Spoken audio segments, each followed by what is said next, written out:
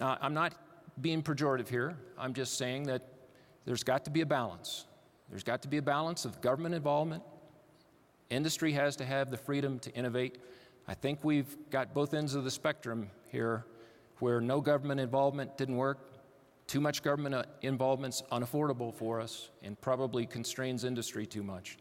So we've got to find that balance somehow. So as I sum up here, is there a nexus, again, is there a nexus of adequate capability, passive resilience, and affordable cost? I would submit to you that the die is cast for the next several years, maybe the next 10 to 15 years, just because of long development timelines. But that gives us an opportunity right now to start turning this ship, and I'll tell you, turning this big ship is hard. But as General Mormon used to tell me, a foolish consistency is the hobgoblin of little minds. He didn't really say that. Ralph Waldo Emerson said that. But as applied to the space business, he was the one that did it first. So in conclusion, let me say this. I need your ideas. It may sound like, for you mathematicians in the audience, that I've just presented inequations and n+1 unknowns. But I don't think so.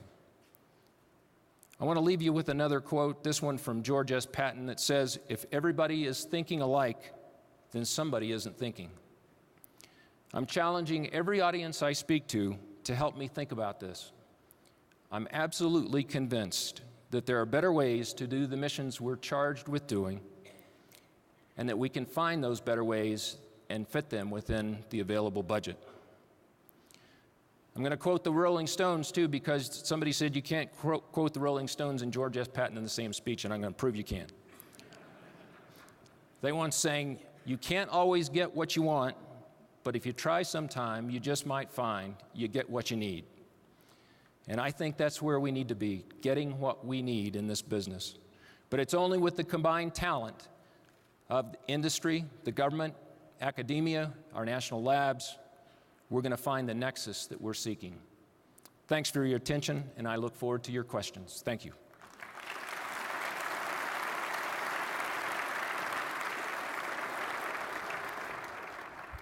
Thank you very much, General Shelton. We have some questions that have come from the audience, and I'd like to start with one that asks if the Air Force plans on funding space debris mitigation capability development. I tell you, we haven't found a way yet that is affordable, that gives us any hope for mitigating space debris. The best we can do, we believe, is to minimize debris as we go forward with our operations. As we think about how we launch things, as we deploy satellites, minimizing debris is absolutely essential, and we're trying to convince other nations of that imperative as well. Unfortunately, with the duration of most things on orbit, you get to live with a debris problem for many, many years, and in some cases, decades. So minimizing debris is important to us, and it should be to other nations as well.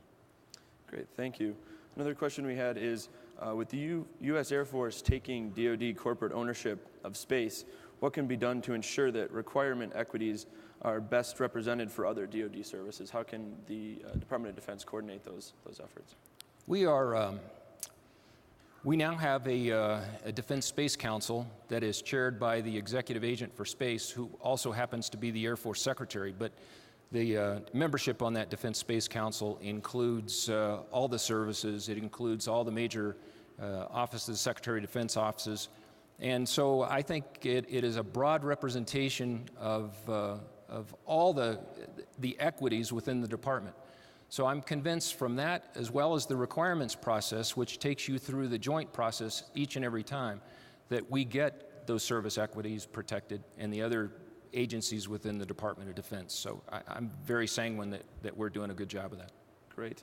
Another question we had was if you could speak to the status of the JSPOC mission system, including timing and scope. Yeah, I just spoke to that in the speech, but let me reiterate. The difficulties we've found structurally with the program have caused us to take a pause here and think about our way ahead.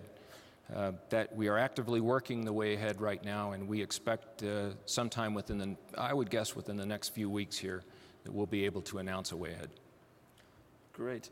Another question we had was, will there be a new service to consolidate and integrate space responsibility in the U.S. Space Force? You know, I don't see really any move toward a U.S. Space Force anytime in the future. I mean, that's a question that's been around for probably 20 years or so. But I think the services bring in their unique requirements. The Air Force certainly has the lion's share of the capability, the people, but I think it fits very well within the Air Force. I think we've been good shepherds of the capability. I think we've been good stewards of the resources required. So I don't think anybody's really got a complaint which would drive us toward a separate force. Sure. Now, as you mentioned, space debris is, of course, an international and long-standing problem that we have.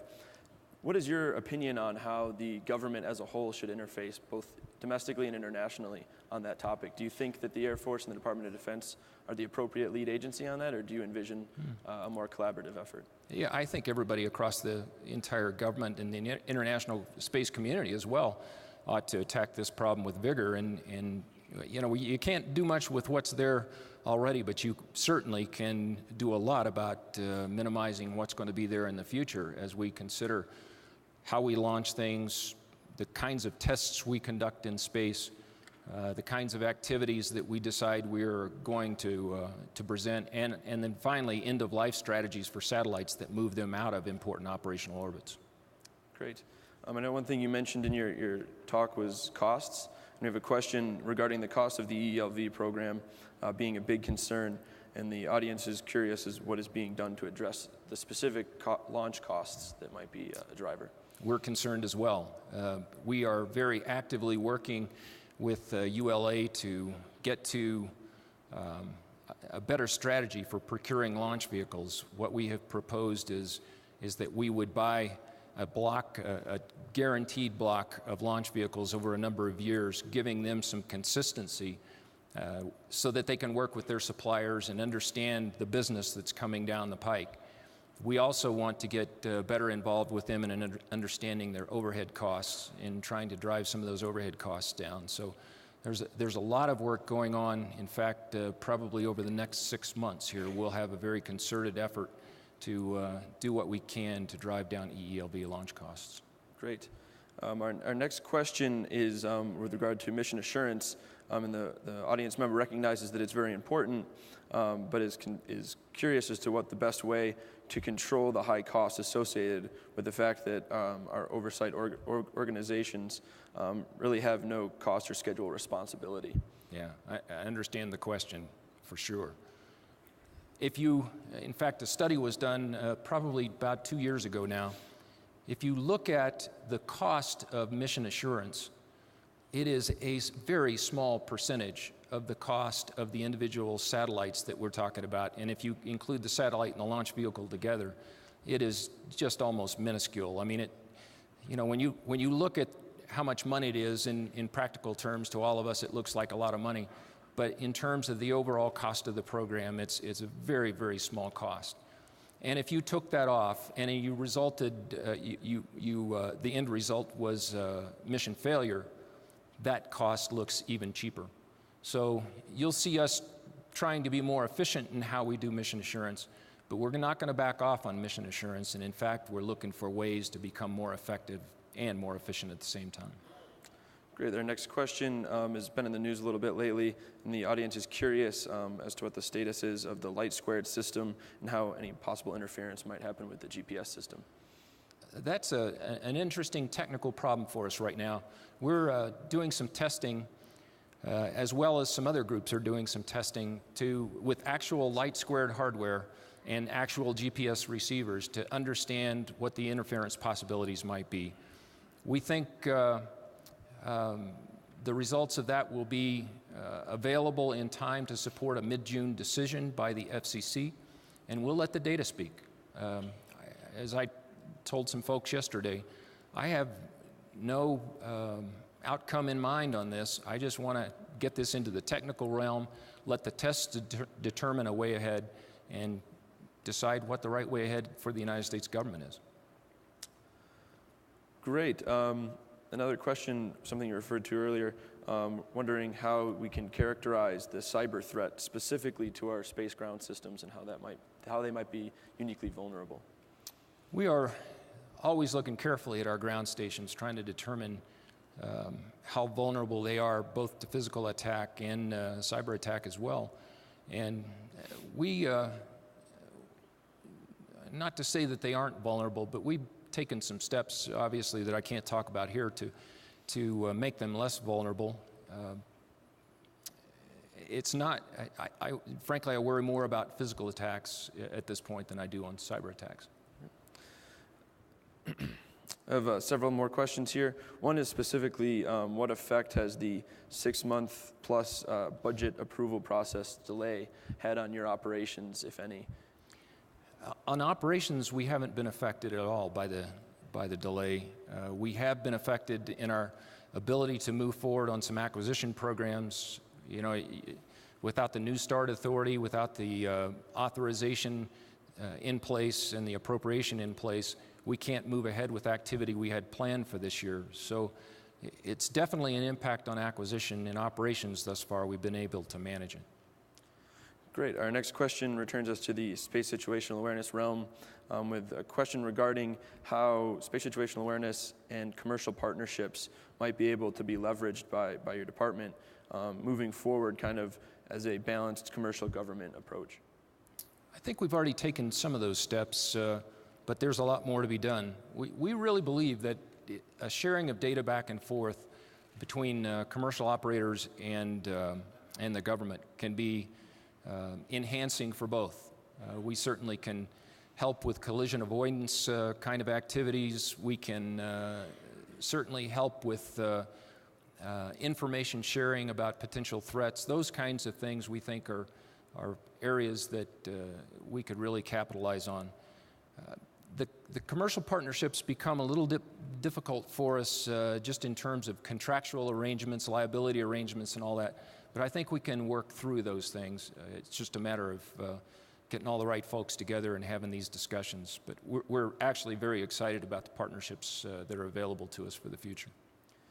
Great. Our next question is with regard to technology acquisition, and of course technology is moving at a breakneck speed in its development, and the audience is curious if there's any specific steps that have been taken by the Air Force to accelerate the rate at which that technology is integrated into our space systems.